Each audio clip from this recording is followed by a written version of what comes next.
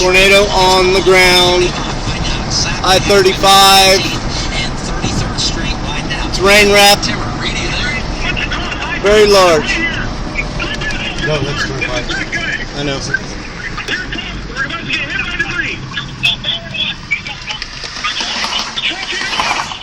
On the ground. Watch out for the debris.